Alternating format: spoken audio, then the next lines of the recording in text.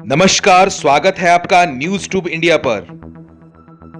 Corona, lockdown, कोविड-19, super spreader, containment zone जैसे शब्दों से हम पिछले साल फरवरी तक रूबरू नहीं थे। चाइना के वुहान से फैला एक रहस्यमयी वायरस टीवी, अखबारों और सोशल मीडिया के सुर्खियों में था। किसी को अंदाजा भी नहीं था कि यह घातक और जानलेवा वायरस चाइना की सरहदों को लांघकर दूसरे मुल्कों को भी अपनी जद में ले लेगा।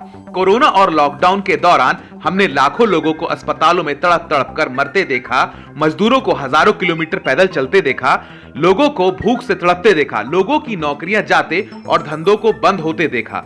नए साल में कोरोना की वैक्सीन ने एक उम्मीद जगाई कि कोरोना का बुरा दौर पीछे छूट चुका है और गाड़ी पटरी पर आ चुकी है। लेकिन एक बार फिर से देश में कोरोना के नए मामले तेजी से सामने आ रहे हैं। कई राज्यों ने कोरोना संक्रमण के मामलों में इजाफा होते देख लॉकडाउन लगाना शुरू कर दिया है। तो क्या देश में फिर से कोरोना की नई वेव शुरू हो गई है?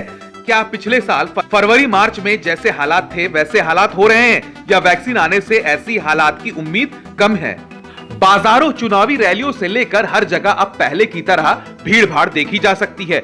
सीधे शब्दों में कहा जाए तो कोरोना को लेकर अब न जनता में डर है और न ही सरकार फेस मास्क और सोशल डिस्टेंसिंग जैसे नियमों को लेकर गंभीर है। हम सब मान चुके हैं कि कोरोना से हम सब सेफ जोन में हैं। उत्तर प्रदेश सरकार ने पिछले दिनों कोरोना और लॉकडाउन के दौरान नियमों के उल्लंघन में दर्ज 3 लाख केस भी वापस ले लिए हैं। तमिलनाडु में भी 10,000 केस वापस ले लिए गए हैं। लेकिन कोरोना के बढ़ते नए मामलों ने एक नई चिंता दे दी है।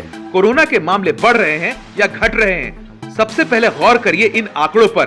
पिछले साल से अब तक देश में कोरोना के कुल मामले 1,09,63,000 हो गए।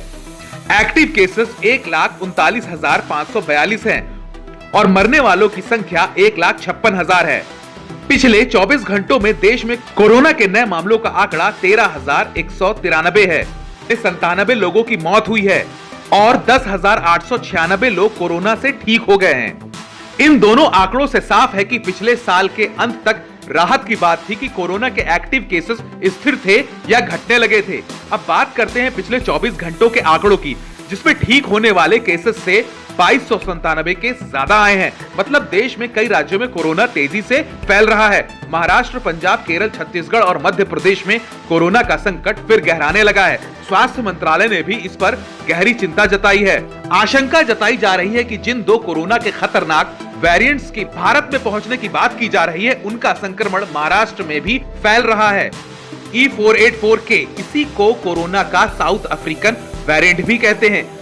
ये वेरिएंट साउथ अफ्रीका और ब्राजील में पहले मिल चुका है। वैज्ञानिकों का मानना है कि ये आसानी से इंसानों के शरीर में पहुंच जाता है और इसका संक्रमण तेजी से फैलता है। दूसरा है N440K, ये अपना रूप बदलने में माहिर है। ये भी काफी तेजी से फैलता है। बहरहाल महाराष्ट्र सरकार ने कोरोना से लड़ाई में अपनी कमर कस ली है। बैठकों में अधिकारियों को कोरोना से रोकथाम के गाइडलाइंस जारी कर दिए गए हैं। कई इलाकों में लॉकडाउन लगाने की खबरें भी हैं। लेकिन विशेषज्ञ ऐसा नहीं मानते हैं कि कोरोना की नई वेव शुरू हुई है।